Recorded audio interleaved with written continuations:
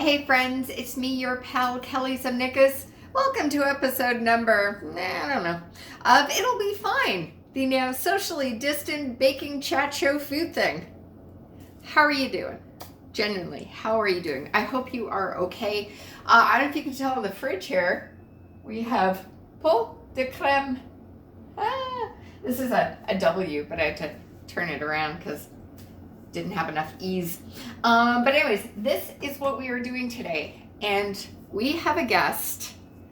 You know her voice because she sings the theme song. Cheryl Beatty is on the show today. And oh my goodness, I am excited to see how she made hers.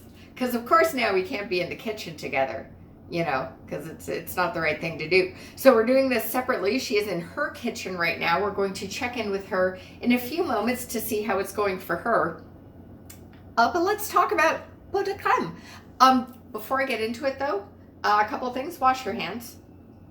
Call your parents or a friend, but call someone after the show. Call. Just say hi. And third thing, this month we are giving some love, giving some attention to a wonderful charity based out of the great state of New York. And I send my love to New York, the Johnny Mac Foundation. They are doing amazing work for their friends and their community. A lot of 9/11 first responders that need some assistance and some help. They're helping them out. So check them out. There is a link in the show description. So yeah, Pots De Crème. What do you need? Let me tell you. It'll be fine. It'll be fine. It'll be fine. It'll be fine. This recipe comes from a personal favorite book of mine, Curtis Stone. Gotta get this cookbook. Order it online. Go to a bookstore once they're open again. Pick it up. It's really, really good. And we're doing a salted caramel Pots De Crème. So fancy. I know. It's what the picture looks like. And this is not what mine is going to look like. I'll tell you that much. Yeah, well. Okay, so the recipe, this is for 8 people. I'm not making it for 8. I live alone. And I'm not a monster. You know, I'm not going to do that to my body. I'm just going to make 2 servings. So we are going to batch down. Here is what you're going to need for this recipe. You are going to need unsalted butter, whatever brand you prefer. We are going to need some light brown sugar. It's in the cupboard, but we're going to need that. We're going to need, I pulled this out. Kosher salt. It's back. Okay, we're going to need some. And guess how much we're using, guys? Did you guess half a teaspoon? Yeah, we will. It's going to be even less because we're batching down. Okay, you need some heavy cream. I got this. That'll be fine. I'm going to need some whole milk. Once again, we're going to my good friend Oat Milk for that. Now, for this recipe, because we're making 8 servings, it says 6 egg yolks. I'm just making 2 servings. I'm just going to go with 2 egg yolks. And then you can use the whites for like a egg white omelet. You know, make that for supper. Do it. And what else do we need? Some flaky sea salt. I have Himalayan pink salt. We'll use that. It'll be fine. And you need a vanilla bean. But that might be hard to find right now. You may not have that in your cupboard. So you know what? I'm using extract. What else? Do what you gotta do, man. Okay, so that is what you need for this recipe. Ta-da. So this recipe does take some resting time, just so you know. Let me see if I can find it. I think, if I'm not mistaken, once we do everything on the stove, it's gonna need to chill for like at least 4 hours. Just a heads up. If you're like, I'm making this after supper, it's an easy recipe, but just give yourself a bit of time. Okay. One thing to note for this recipe, you're making your Pots De Crème, we're so French today, in ramekins. So you may have these from like maybe a pre-made dessert you've bought and it comes in that's where I got these from. Or you may have one that looks like this. If you have that, that's great. This recipe serves 8. Not, as I've said, I'm not making that much. Here's how I am batching down to serve 2. Okay, so pencils are ready. It calls for, and again, this is all for 8 people who would ultimately get the dessert. It says half a stick of butter. Let's go with a 1/4 cup. Okay, we're serving 2, so we're going to do a 1/4 cup of unsalted butter. If you only have salted butter in your fridge, don't use the kosher salt. It's going to be way too salty. 3/4 cup light brown sugar. For 2 people, I would just do a 1/4 cup of light brown sugar. I am using kosher salt. It calls for half a teaspoon. Gonna go with a 1/4 teaspoon. 1/2 of a vanilla bean.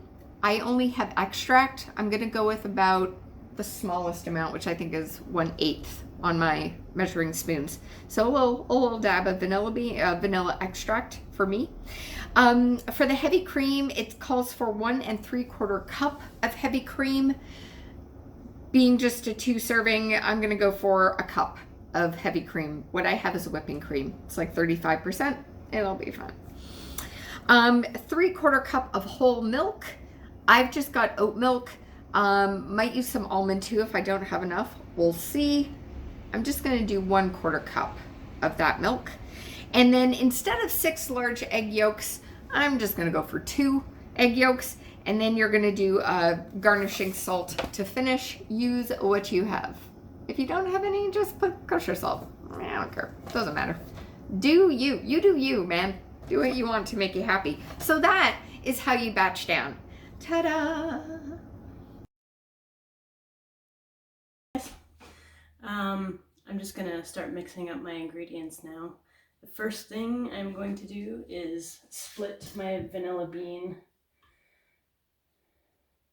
I usually just take a sharp knife and score it down the center and then open it up and scrape all the little beany goodness out.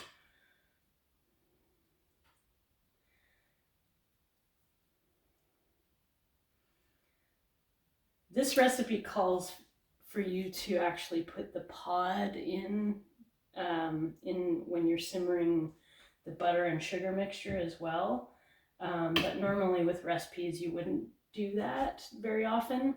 And I actually just keep the outside pod and I add it to tea sometimes. It can give you can have a nice vanilla bean black tea that way. And 1 vanilla bean doesn't really give you a huge amount. Like that's how much I got from scraping the inside. That's really all that's needed because it's packed with flavor. So because we're halving this recipe, we're just doing 3 egg yolks, and it's just calling for the egg yolks only. So I'll show you how I get egg yolks out. Basically, you just want to like crack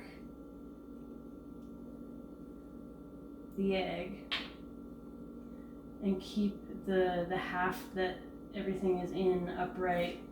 And I realized just now that I need something to put the egg yolks in. So yeah, you can kind of like scooch the yolk back and forth between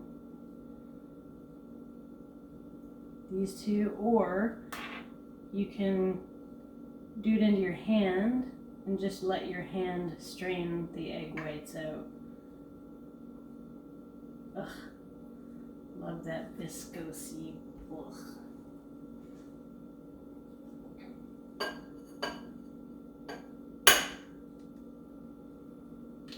So yeah, I usually just pick the, oh man, this one's not gonna come out easily.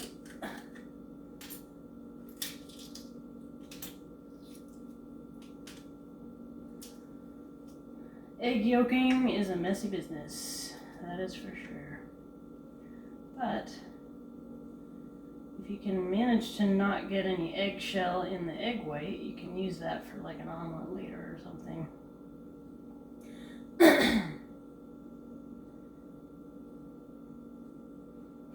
I learned how to do this in art class in high school when we were doing egg tempura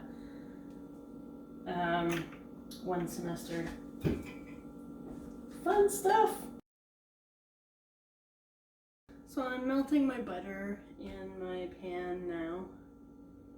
And I'm gonna whisk in my light brown sugar in a moment.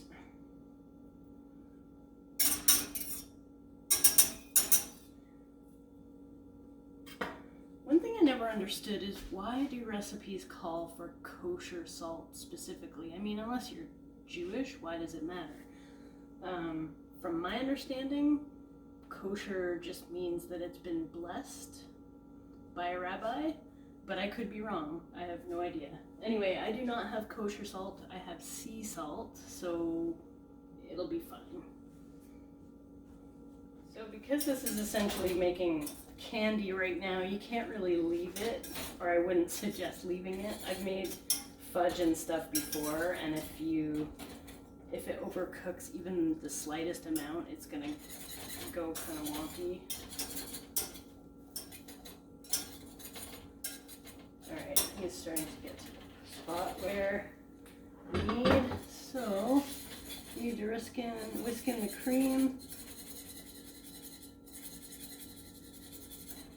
Okay, medium low, so there we go. Alright.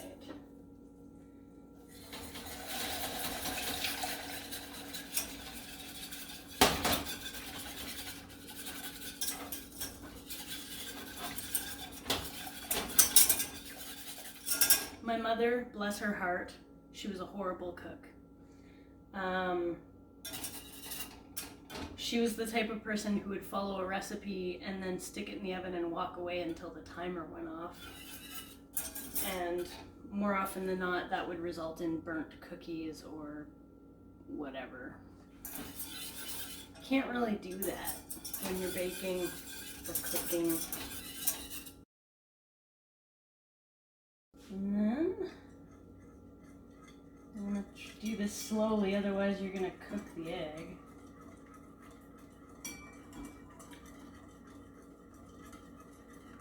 You don't want to make scrambled eggs, you just want custard.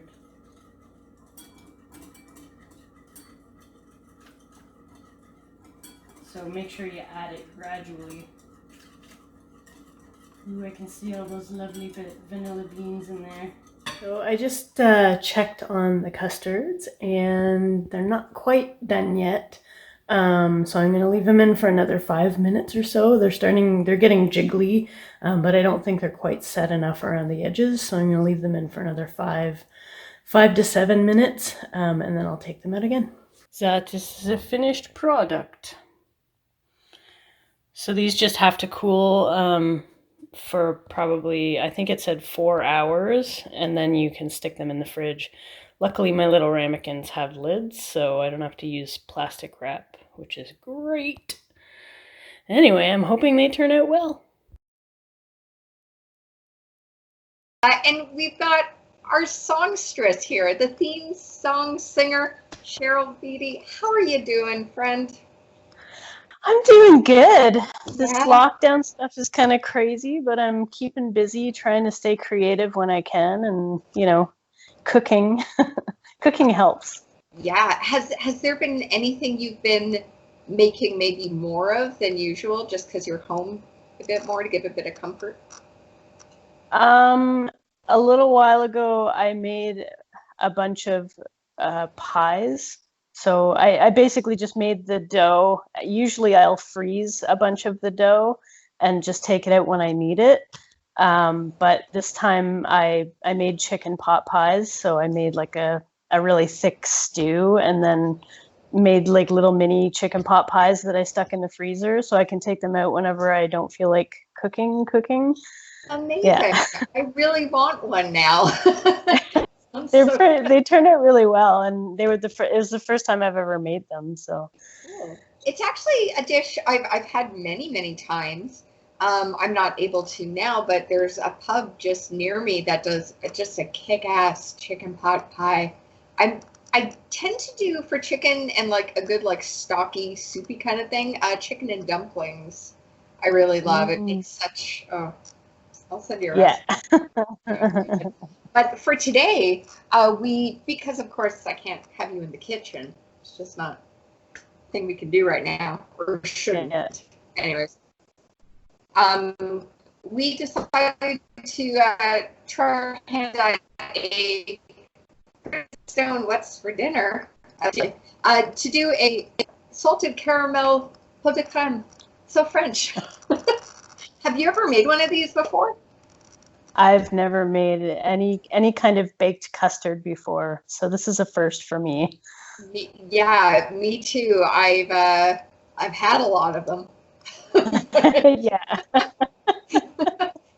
I find there's certain desserts, especially like something like this, or maybe one day I'll try like a creme brulee. This I found not that hard to do. No. We're gonna see how they taste in a moment, but I didn't find this that difficult. It was pretty easy. Yeah, I found it fairly easy to make. I think the problem that I ran into anyway, and that probably a lot of people will run into, is that if you overcook it, it tends to be a little bit more eggy Yeah. in texture. Yeah. And I think that's what mine, it looks like it turned out that way. So I may have overcooked it just a little bit. And I actually set my timer for 5 minutes less than what it called for, because I know that my oven tends to run a bit hotter. So I actually did the same thing. I'm hoping it's Yeah, I did the same thing when it comes to the oven. I've over the years just found that as long as I watch the oven and I just kind of trust my gut, like if maybe I smell something or, whatnot, I maybe don't bake as long as it says, or it all depends on your oven. Every oven, like every person we date, is different. yeah. Yeah, it's true. But I have to say right now, I've got my dinner in the oven. So I'm going to be doing a very adult thing of dessert before dinner, which I feel very grown up about. Yes. Yeah, I haven't had my dinner either. I'm going to have to make it after this. Absolutely. So I went over at the start of the show what the ingredients are for this recipe. Did you do anything different from what the recipe called for? Personally, I used oat milk instead of whole milk. But I think everything else I had. I did everything as it called for. I almost, because I didn't know if I was going to be able to find a vanilla bean, because when I went to buy it, by the time I ended up getting to Bulk Barn, which I know they carry them, by the time I ended up getting there, it was closed because I had to stand in line and do all of that crazy stuff. Yeah. But I ended up going back another day and getting them. But in the meantime, I've used vanilla beans before, and I usually save the pods after you scrape the seeds out, because I'll like chop them up and add them to just like a regular black tea, and it gives it a really nice flavor. So I had a pod left, so I just kind of chopped that up, and I found a little thing online that said you can just cover it with vodka, brandy, bourbon, anything like that, and make your own vanilla extract. So I was actually trying to do that.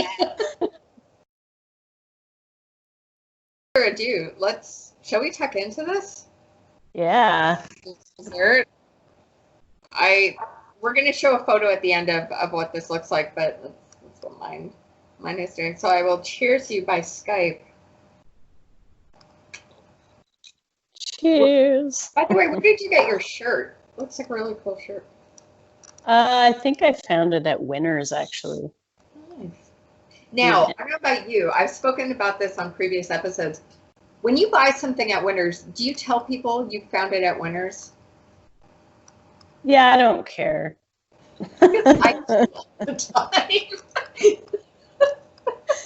any other store, I'm just like, thank you. I take the compliment. If it's a winner's find, I'm like, winners. Yeah.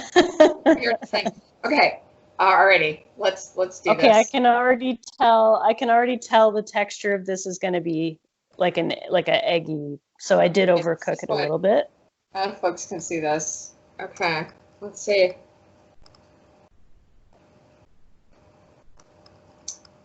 Oh my. I love the sweet and salty. It's so good. Oh, I would hug you if you were in the kitchen with me right now. Oh my gosh. Yeah, it's pretty delicious. Oh, you know what would be great? I mean, this is amazing on its own. This would be good with a nice little glass of bourbon. Oh, yeah. Oh my, this is really good. Especially if you used the vanilla infused bourbon to make it. You know what? When we're able to be social and in a kitchen again, we should do like a vanilla bourbon kind of dessert. Yeah, let's do it. So what did you have the correct kind of salt, like flaky salt, to put on the top of yours? Yeah, he suggests in the recipe. That's awesome. He suggests in the recipe to do a finishing salt, which isn't necessarily a salt you would cook with. But what I did was I just used Himalayan rock salt. That's what I did too. Amazing. And when I've done, I make fairly often now this pretzel focaccia. That's what I put on the top to give it that nice, like, because it crunches, you know, you want that like bite of salt. Yeah, so that's what I did. I mean, there's so many kinds of salt. Like, I don't know if you've ever explored the basement area of St. Lawrence Market in Toronto, but there's this salt guy who's got like, actually, I think it's run by a gal. Anyways, the folks who run the salt stand have so many different kinds of salt. There are so many. You know, just don't use Epsom salts, guys. That's for the bath. Oh, no. That would not be fun. Now, I noticed I don't know about yours, but my custard turned out a lighter color than what the picture in the recipe showed. Did you use a light brown sugar? Yeah. Interesting, because I did too. So I don't know. I have no idea. Because when you sent me the photo just before we got to filming, my thought was, oh, maybe she used like a granulated sugar, but no. Yeah, let me see what I used. Okay, I went with golden yellow sugar, Red Path's golden yellow, but I think that's the same as what I used. Think so. I don't know, man. I'm not sure, but as long as it tastes good, what does it matter? It's all good in your stomach, right? I have to say, I don't know if you found this, but every time I just edited a new episode of the show. Every time I cut the show together, your theme song is in my head for like a solid 5 hours. I just keep like, it's so catchy. I'm glad. But that happened to me too after I wrote it. I was like, oh my God, this thing is staying in my head for days and days. That's good. It will stay with people. It's a nice little earworm. If anyone watching the show today has that, just put in the comments if you found it's a little earwormy. But yeah, like I'll be going to the grocery store if I'm just there's certain songs if I'm in a particularly like peppy mood, I'll start humming them. And I was just at Sobeys. I was like, it's so. That's great. That's the sign of a good theme song. I still remember theme songs from like cartoons and stuff that I watched as a kid. Oh my goodness. What's your favorite theme song to Man, I don't even know. They pop into my head randomly. Like I've had like the Smurfs, the Gummy Bears theme song, and I didn't even watch those cartoons very often. It's just the Yeah. song has stuck there. Was Barba the Smurfs? Papa. I don't know if you ever watched that. Yeah. Was the Smurfs one? La la la la. Was it that one? I honestly don't remember right now. Like I said, it's random. Like most of the time, I don't remember them. And then all of a sudden, it'll just kind of come into my head and be like, oh, yeah, now I remember that. For me, my favorite theme song, because like back in the 80s and like a portion of the 90s, that was a thing with shows. Like you had theme songs you sung along to, which I really, really miss when I'm watching shows now. But for me, even though I wasn't alive when it was initially on, the Welcome Back Kotter theme song, Oh. specifically season 1, which in my opinion is the only season you should watch because John Travolta's in it. And they had 2 versions of that song because it got so popular. There was a radio edit, and then there was the TV show version. So I've got season 1 on DVD. I'm singing along because they played at the beginning and the end. And every now and then when they threw in the radio version, it threw me off because I was like, I don't know these lyrics. Don't get me started. I fucking love Welcome Back, Kotter. This is really, really good.